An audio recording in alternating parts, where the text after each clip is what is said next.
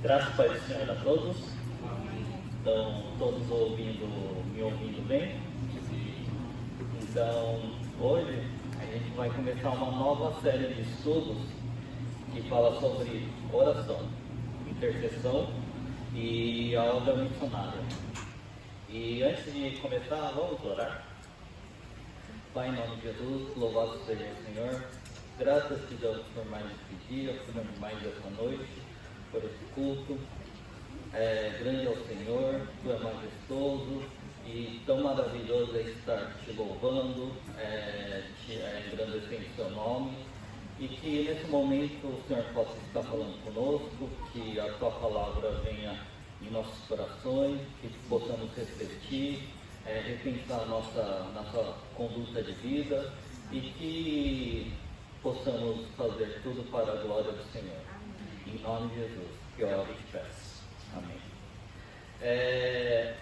Hoje a gente vai falar sobre a missão de interceder, que é baseado num livro que eu estou lendo agora, que é da missionária Durvalina. E a gente vai falar um pouco sobre o intercessor necessita conhecer a Deus. E Martin Lloyd Jones disse: a oração é a principal obra do ministério. E a oração testa a nossa espiritualidade. Além de ser a principal obra do ministério, de todo o ministério, cada ministério individuais, eles devem estar debaixo da oração. Todo o ministério é guiado, conduzido, alicerçado através da oração e por meio da oração. Qualquer ministério requer dedicação à oração. Existem os ministérios da igreja, que qualquer ministério está debaixo da oração, seja o ministério da palavra, como eu e o pastor Diogo. Quando a gente está preparando uma ministração, a gente está debaixo de oração, pedindo que o Espírito Santo nos conduzir, nos guiar, tanto na hora de fazer a ministração, como na hora de proclamar a ministração. Eu creio também que a Marília, toda vez que pede para Deus que a capacite aqui no louvor e que as músicas escolhidas sejam orientadas pelo Espírito Santo, para adorar e louvar ao Senhor. Do mesmo jeito, eu creio que a Levi, ela ora todo o começo de culto, mas eu acho que em casa, ela ora também para que Deus capacite ela para ministrar o louvor, para ela trazer à mente pessoas, dificuldades de pessoas, situações, coisas a agradecer, para que o nome de Deus seja engrandecido na oração. Até o Kevin, eu creio que ele deve orar para que Deus capacite ele a fazer os slides, para que a hora que os slides estiverem passando na tela, todos possam conhecer a música e ao mesmo tempo todos possam engrandecer o nome do Senhor. Mas ministério não se resume somente a cargos ou ofícios da igreja. Todos nós temos algum ofício em nossas vidas. Seja o ofício da paternidade. Paternidade é um ministério que Deus nos deu. A maternidade também é um ministério. O ministério do casamento. Todos nós temos que administrar o nosso casamento. E tudo em nossas vidas, nós devemos ser intercessores. Orar para que o Senhor nos abençoe, que o Senhor, orar para o Senhor em gratidão, em adoração, em capacitação, em misericórdia. E como o Dr. Martin Lloyd Jones disse, a oração testa a nossa espiritualidade. É por meio da oração que nós vamos ver o quanto nós somos espirituais. A oração é uma das práticas mais importantes do cristão, algo que não deve ser deixado de lado. Na oração podemos medir a relação do cristão com Deus.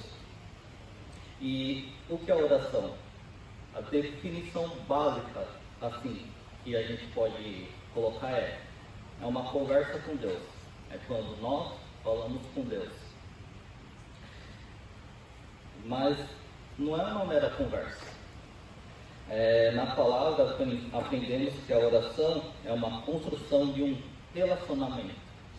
A oração não é só você conversar, mas é você criar um relacionamento, uma comunhão, é uma intimidade, é um sinal de obediência, é um convite à esperança. A oração é tão simples que até uma criança faz. A Naomi deve fazer uma oração simples. Deus abençoe meu pai, minha mãe, em nome de Jesus, amém. A Lulu também. Mas também é tão complexa que até pessoas experientes como a Nelly e o pastor, eles sabem muito pouco sobre essa graça de Deus que foi dada a nós. E para a série de estudos sobre a missão de interceder, estarei me baseando no livro da missionária Durvalina.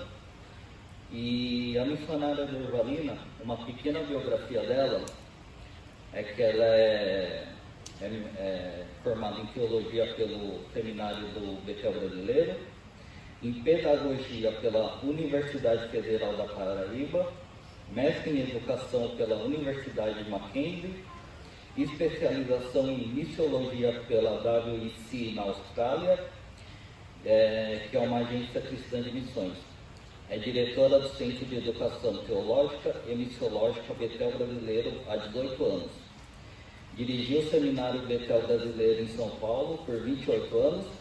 É professora do Movimento Perspectiva do Brasil, professora visitante do curso de preparo missionário da Missão Antioquia, Missão Gilberto, Missão Kairos, Associação Missão Esperança, na qual foi vice-presidente por 21 anos, e mais algumas outras coisas. E acho que o pastor Diogo deve conhecê-la, já deve ter até conversado com ela. Eu tive uma aula inaugural com ela no seminário, e foi fantástico. A formação dela é espetacular. Só que quando você vê ela falando, ela tem uma autoridade, ela tem uma presença de Deus, uma comunhão com Deus, e ela fala de uma forma tão simples, você vê que é uma mulher de Deus. E o seu livro, no primeiro capítulo, ela aborda algo muito importante, que é a relação do intercessor com Deus. E antes de cumprir a missão de interceder, temos uma tarefa anterior, que é esta: conhecer a Deus e desenvolver uma profunda comunhão com Ele. Para que a oração seja eficaz, devemos considerar 4 pressupostos. O primeiro é uma percepção autêntica, ou seja, ter uma imagem correta de Deus. Na oração, falamos com Deus, então devemos conhecer o Deus a quem oramos. Quando você ora a Deus, você deve conhecê-lo, porque é uma relação. Você não é uma entrevista de trabalho. Não é você está indo para um lugar e só conversar um pouquinho com uma pessoa que você nem conhece. Com Deus, você precisa conhecê-lo de verdade, quem Ele é. Segundo pressuposto, a oração deve ser fundamentada pelas Escrituras. A Bíblia é nosso manual de fé e prática. Portanto, ela nos direciona a uma oração consciente e obediente aos princípios bíblicos. Terceiro pressuposto, a oração evidencia o caráter cristão. A sua oração, a minha oração, é o reflexo do quê? Da nossa vida. Não há valor algum em orar se antes a gente ser, não há valor de fazer uma oração se nós não somos piedosos e cristãos de verdade. Como escreveu um autor cristão, oração não é um movimento na vida, um momento na vida, mas a vida em oração. A vida dá forma e corpo à oração. E o quarto pressuposto, que é a consciência da soberana intervenção divina. Devemos saber como Deus intervém nos acontecimentos na história e conhecer os princípios que regem sua relação com o homem. Com essa percepção, o clamor pela salvação dos povos e por transformação do mundo é feita de acordo com os propósitos de Deus, e não conforme nossa concepção pessoal. Vocês já pararam para pensar qual é o tipo de oração que algumas pessoas fazem pela salvação do mundo? Quem tem ideia como as pessoas oram? O que elas querem? Paz. Nada de guerra. O que elas querem? Acabar com a fome. O que mais elas querem? Acabar com os preconceitos. Mas qual é a vontade de Deus? Qual é a salvação de Deus? É em Cristo Jesus. É que todo homem, mulher, criança conheça Jesus Cristo, nosso Senhor e Salvador. Essa é a salvação de Deus. Não é acabar com guerra, não é acabar com fome. É uma misericórdia que Deus tem para que todos possam orar para que essas coisas acabem. Mas a salvação principal de Deus é aquele que aceita Cristo como Senhor e Salvador e é salvo pela vida eterna. E hoje nós estudaremos sobre a necessidade de conhecer a Deus para orar. Somente conhecendo Deus, progressivamente somos capacitados para a prática da oração.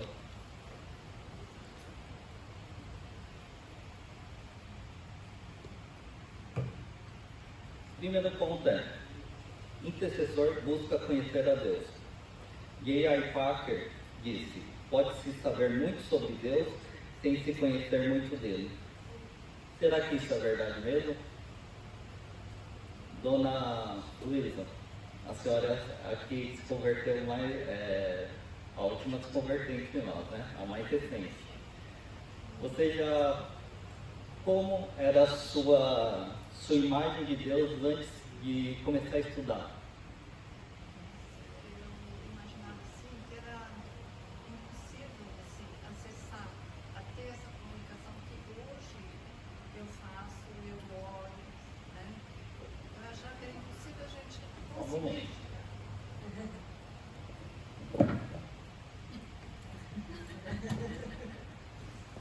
Agora sim, aí a senhora fala e todo mundo ouve.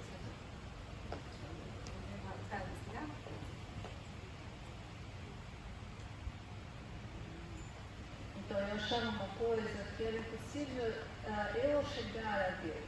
Uma coisa que hoje eu sei que através da oração, através da gente conversar com Deus, Ele está nos ouvindo e a gente se chega bem perto. Interessante que ela está falando uma coisa que muitas pessoas acham que Deus é um Deus distante, é um Deus que está longe, atarefado por suas coisas e que a gente nunca vai chegar perto dele. E ao contrário, as escrituras falam que Deus é um Deus de intimidade, um Deus próximo, um Deus de relacionamento. E às vezes as pessoas pensam que conhecer a Deus vem de uma herança cultural ou de uma tradição religiosa familiar. Nós, por nascermos num país onde foi colonizado por cristãos, a gente tem assim uma crença de como Deus é. E às vezes esse Deus a gente pensa que é só amor, aquele Deus que ama acima de qualquer coisa. E não é exatamente isso. Ou um Deus que está em confronto com o diabo e a gente não sabe quem ganhará. É o que a cultura pop passa. É Deus contra o diabo e a gente não sabe quem ganha. Mas a Escritura fala que Deus, Ele é soberano. Até o diabo está debaixo da vontade de Deus. Ou melhor, o diabo está em submissão a Deus. Ou que é o Deus gênio da lâmpada. Você fala assim: Deus, eu quero isso. Deus, me dá aquilo. Deus, salva isso. E você acha que Deus é aquele gênio que vai atender seus pedidos. Mas para aqueles que foram alcançados, como nós, como a dona Luísa que acabou de falar, e se converteram verdadeiramente ao cristianismo, a conversão possibilita a pessoa ter uma correta imagem de Deus. Deus, ver quem Deus é e ter um desejo profundo de comunhão com Deus. É o que nós percebemos com a dona Luísa. Ela se converteu, vemos o quê? Um desejo pela comunhão com Deus, um desejo pela palavra de Deus. Jesus perguntou aos seus discípulos em Mateus 16:15: e vocês, quem dizem que eu sou? Respondendo Simão Pedro disse: o Senhor é o Cristo, o Filho do Deus vivo. Então Jesus lhe afirmou: bem-aventurado é você, Simão Barjonas, porque não foi carne e sangue que revelaram isso a você, mas meu Pai que está nos céus. Jesus é o que? A revelação perfeita de Deus, a revelação perfeita do Pai. E aquele a quem o Pai revela, esse é alguém que nasceu de novo. Essa é a nossa conversão. Mas a revelação inicial não basta. Precisamos o quê? Desenvolver nossa relação com Deus, com o conhecimento de Deus, com a comunhão com Deus. Precisamos crescer com Deus a cada dia. Cada dia deveremos crescer mais um pouco com Deus e sermos transformados de glória em glória na sua própria imagem, como Paulo escreveu em 2 Coríntios. Portanto, o intercessor deve buscar conhecer mais e mais a Deus e desenvolver uma vida de comunhão com o Senhor. Todos nós que somos oradores, intercessores, é nosso dever desenvolver uma comunhão com o Senhor. Segundo ponto a oração deve estar alinhado com a vontade de Deus. A oração que prevalece é a que se fundamenta na palavra de Deus, a Bíblia. Conhecer Deus pela Bíblia nos faz orar com compreensão dos princípios bíblicos e os propósitos de Deus. E para isso é necessário uma interpretação correta da palavra. Quando a gente lê a palavra, a gente deve ou pode usar Bíblia de estudos, comentários, ver o contexto, o sentido do contexto, para quem foi escrito, o porquê foi escrito, a época que foi escrito, para quê? Para a gente conseguir interpretar corretamente o que o texto diz. Porém, a compreensão correta do texto não se limita a técnicas e ferramentas, e sim à operação do Espírito Santo. Pela obra do Espírito Santo, todo cristão, mesmo que não tenha ferramentas, mesmo que não tenha um estudo básico sobre interpretação de texto, é iluminado a entender as Escrituras da forma correta. Foi o que Jesus disse quando prometeu o Espírito Santo em João 14:26. Ele disse assim: mas o Consolador, o Espírito Santo, que o Pai enviará em meu nome, esse ensinará a vocês todas as coisas e fará com que se lembre de tudo o que lhes disse. E ele também fala da obra do Espírito Santo em João 16:13. Porém, quando vier o Espírito da verdade, ele os guiará em toda a verdade. Então, o Espírito Santo, ele nos conduz, nos ilumina a poder compreender corretamente as Escrituras. Uma ressalva é que, se podemos ter acesso a estudar teologia, interpretação de texto, livros, comentários, Bíblia de estudo, devemos buscar e dedicar aos estudos, pois foi o próprio Deus que capacitou esses homens a nos ensinar como compreender de forma correta o texto. E é aí que surgem algumas heresias ao longo da história da igreja e que acontecem até os dias de hoje. São pessoas que leem o texto e que afirmam que o Espírito Santo que falou, porém a interpretação vem do coração enganoso. Nosso coração é enganoso, a Bíblia já falou isso, já disse isso. E a pessoa, ela se baseia na sua carga cultural e social, diferente da época que o texto foi escrito. Então nós devemos ter cuidado a não achar que tudo que nós interpretamos seja do Espírito Santo, porque nosso coração é enganoso. Por isso que é sempre bom a gente ter condições de procurar estudar como interpretar um texto. Então a oração que devemos fazer é a mesma que Paulo escreveu em Efésios, no 17. Peço ao Deus de nosso Senhor Jesus Cristo, o Pai da Glória, que conceda a vocês espírito de sabedoria e de revelação no pleno conhecimento dele. Portanto, a oração deve estar relacionada com a meditação da palavra, oração e meditação da palavra juntas.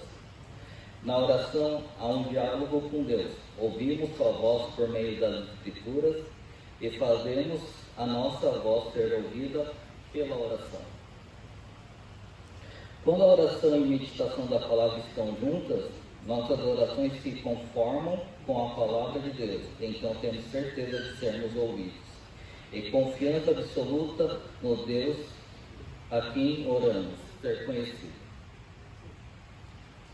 Ronaldo Lindório sempre faz um comentário que ele sempre afirma que é uma verdade fantástica, que Deus ouve as orações. E não tem como Deus ser indiferente às orações se elas estiverem de acordo com a sua vontade, de acordo com as Escrituras. Então, se as nossas orações estiverem de acordo com as Escrituras, de acordo com a vontade de Deus, Deus ouve as nossas orações. Alguma pergunta até aqui? Podem perguntar, fiquem à vontade. O microfone está embaixo, Maria. Ponto 3. Atitudes pela busca da palavra.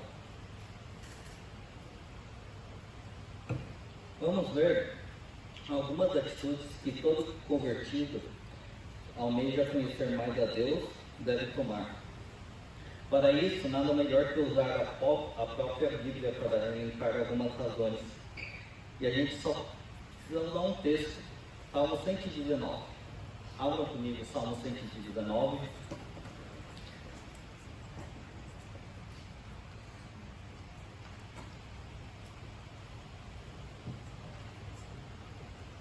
Salmo 119 é um salmo de sabedoria e ela ensina várias coisas para aqueles que desejam buscar Deus, para aqueles que querem fortalecer sua comunhão com Deus. Salmo 119, versículo 148, diz assim: fico acordado nas vigílias da noite, para meditar nas tuas promessas. Qual é a atitude do salmista nesse versículo? Alguém tem um palpite? Versículo 148. Fico acordado nas vigílias da noite, para meditar nas tuas promessas. É o que? É um desejo do salmista de conhecer a palavra, de meditar na palavra, de meditar nas promessas de Deus. Versículo 162, versículo 162, diz assim: eu me regozijo na tua promessa, como alguém que encontra grandes despojos. Qual é a atitude do coração desse salmista que nós também deveremos ter? Colocar a palavra de Deus como valor supremo. É como as parábolas que Jesus conta daquele homem que encontrou um grande tesouro, vende tudo para comprar aquele terreno, para obter aquele grande tesouro. A palavra de Deus é assim, valor supremo. É o que a gente devemos buscar. Salmo 119, versículo 97, versículo 97, diz assim: como eu amo a tua lei, medito nela o dia inteiro. Qual é a atitude, qual o sentimento do salmista pela palavra de Deus? Amor. Ele ama a lei de Deus, ele ama a palavra de Deus. É o que devemos ter, amor pela palavra de Deus. Versículo 98 diz assim: os teus mandamentos me tornam mais sábio que os meus inimigos, porquanto estão sempre comigo. Ter a palavra de Deus como que? Fonte de sabedoria. Ela é a nossa fonte de sabedoria. Por ela podemos ser sábios. Versículo 99 diz assim: tenho mais discernimento que todos os meus mestres, pois medito nos teus mandamentos. É buscar a palavra de Deus para obter o verdadeiro conhecimento. É pela palavra de Deus que nós temos um conhecimento verdadeiro.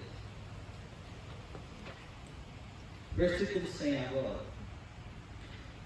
Sou mais prudente que os idosos, porque guardo os teus mandamentos.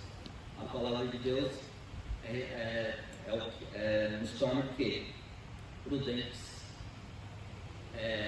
Pessoas que sabem a hora que tem que ser feitas as coisas, a hora que tem que parar, porque a palavra de Deus nos torna prudentes. E o versículo que não está nesse texto, mas que é muito importante para todo cristão, está em Josué 1,8, diz assim: não cesse de falar deste livro da lei, pelo contrário, medite nele dia e noite, para que você tenha o cuidado de fazer segundo tudo o que nele está escrito.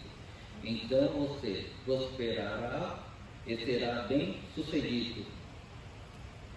Aquele que coloca a palavra de Deus como chave no seu coração, ele terá o quê? Bom êxito. Aquele que coloca a palavra de Deus como valor supremo, terá bom êxito. Por quê? Porque aquele que coloca a palavra de Deus, ele obedece a palavra de Deus, ele terá o quê? Bom êxito. É isso, orar pela vontade de Deus. Portanto, quando buscamos conhecer a Deus, nossa vida e oração estará em sintonia com o Senhor e submissão da vontade do Senhor, revelá-los pela palavra. O ponto 4 é: o intercessor deve ser um adorador. Nossas orações às vezes são muito limitadas ao que nós queremos ou necessitamos ou o que nós agradecemos. Quando fazemos esse tipo de oração para Deus, nossa mente só está voltada para o que nós precisamos ou o que nós agradecemos ou o que temos para agradecer.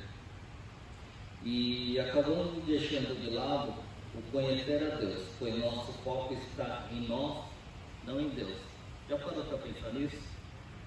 Quando você ora, você agradece porque o que Deus te deu, mas o foco está em nós, porque nós recebemos alguma coisa. E quando nós pedimos alguma coisa, o nosso foco está em nós, porque nós queremos alguma coisa. E para visualizar quem Deus é, precisamos fazer o quê? Oração e adoração. Sermos adoradores.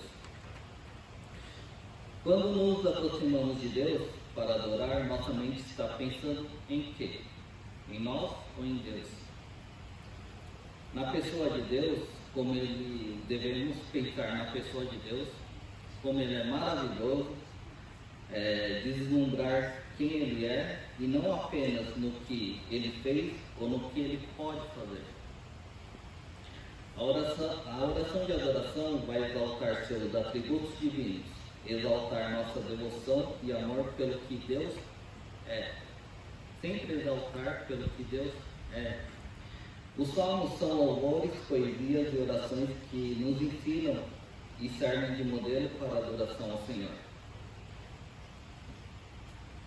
no Salmo 25:6, diz assim: lembra-te, Senhor, das tuas misericórdias e das tuas bondades, até que são desde a eternidade.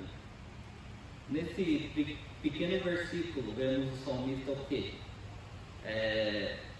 Exaltar o quê? Misericórdia de Deus, um atributo de Deus, a bondade de Deus e eternidade de Deus. Salmo 25:8 diz assim: bom e reto é o Senhor, por isso aponta o caminho aos pecadores. Temos outros atributos de Deus só nesse versículo. Bondade de Deus e reto significa que Deus é santo, correto, perfeito. Salmo 33:20 diz: nossa alma espera no Senhor, nosso sustento, nosso auxílio e escudo. Nós vemos o quê? Um Deus o quê? Que sustenta, um Deus que é protetor. Salmo 36:7 diz: como é preciosa, ó Deus, a tua misericórdia, por isso os filhos dos homens se acolhem à sombra de tuas asas. É um Deus o quê? Protetor, um Deus cuidador. É interessante que quando está fazendo mal, agora eu lembrei, quando Noé coloca todos os animais na arca, quem fecha a porta? É Deus. É Deus que está protegendo eles. É Deus que faz de tudo para proteger aquele que Ele ama.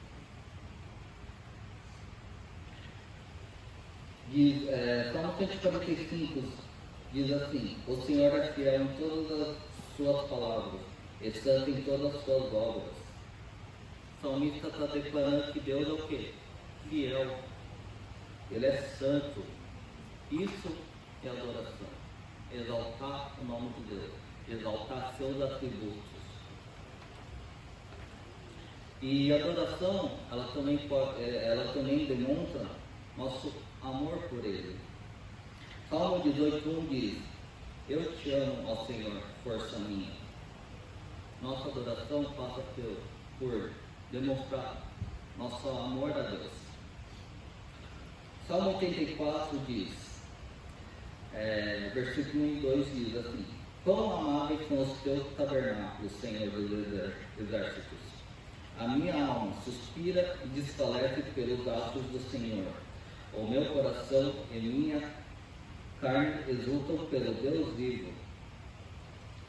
O salmista, quando fala, a minha alma suspira e desfalece, é alguém que está apaixonado, que ama estar nos atos do Senhor, que ama estar com Deus.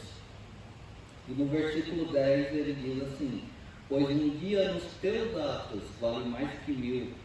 Prefiro estar à porta da casa do meu Deus a permanecer nas tendas da perversidade. Isso que é amor. Você prefere estar um dia com Deus do que 1000 fora. É isso adoração. É isso uma oração de adoração. Você declarar que o ama. Na oração de adoração demonstra um momento de aconchego com Deus, que Deus é nosso Pai. Ao declararmos a Deus nosso amor por Ele e nos sentirmos amados, Deus preenche as lacunas de nossa alma e nos dá o senso de pertencimento a Ele. Talvez um exemplo que eu possa dar, mas é uma pequena dimensão que nem se compara ao relacionamento que Deus tem com os homens. É a relação entre pais e filhos.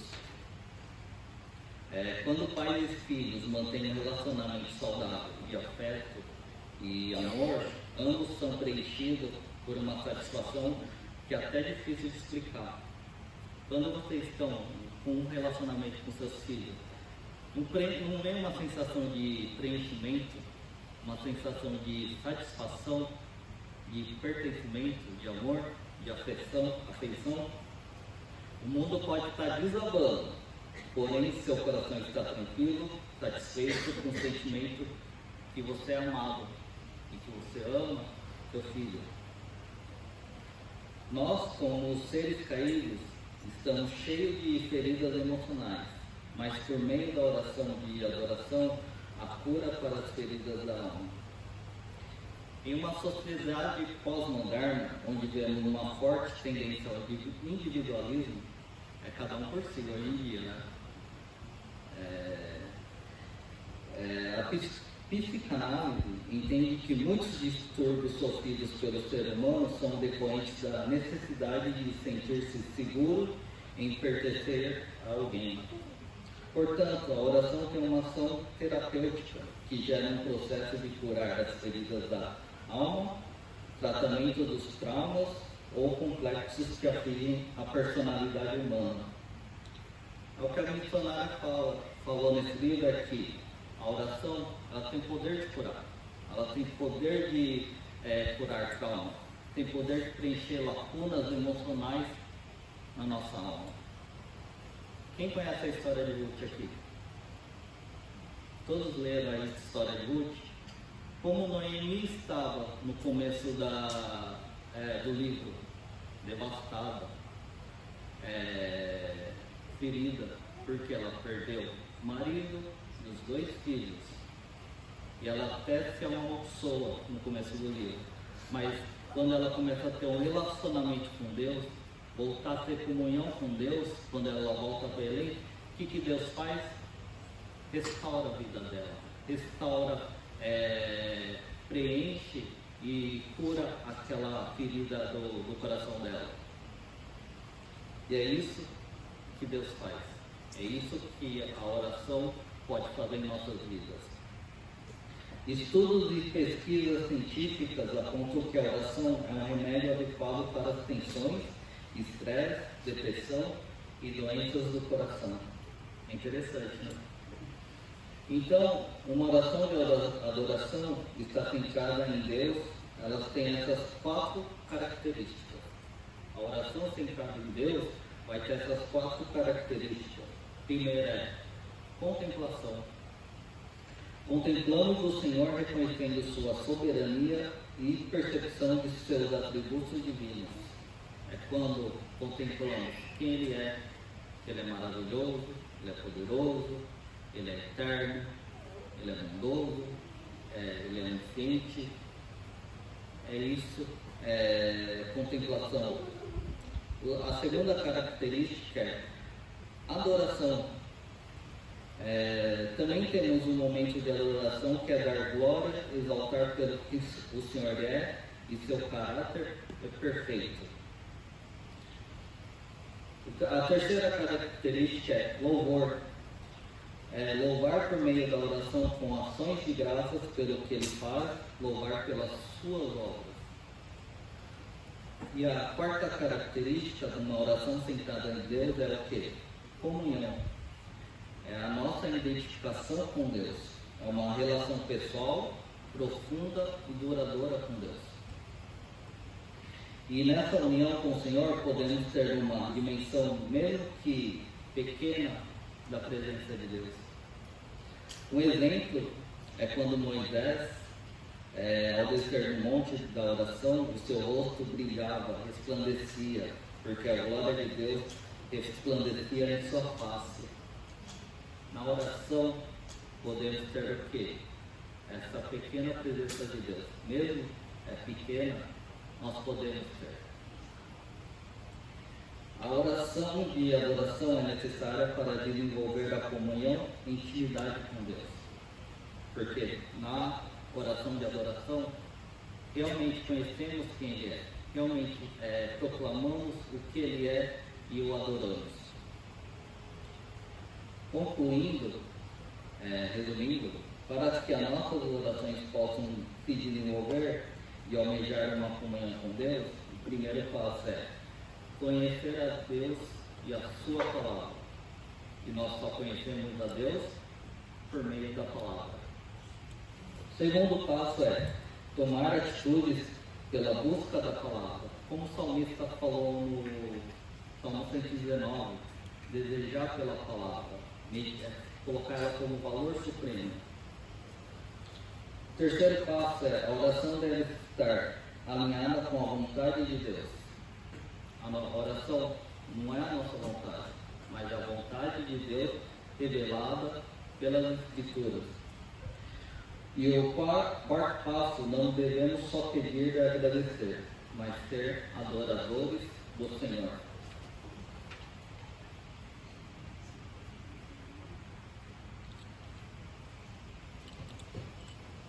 E para finalizar com uma oração, eu gostaria de usar uma oração da própria missionária Durvalina, que ela escreveu no seu livro. Orações de escrita são de grande ajuda, tanto nos momentos que não sabemos como orar a Deus, mas sempre meditando em cada palavra escrita, né, nas orações. E também nos servem de modelo como os Salmos e a oração do Pai Nosso. Então, vamos fechar nossos olhos, vamos orar e meditar na oração da missionária Durvalina e almejar desenvolver uma oração centrada em Deus. Amém?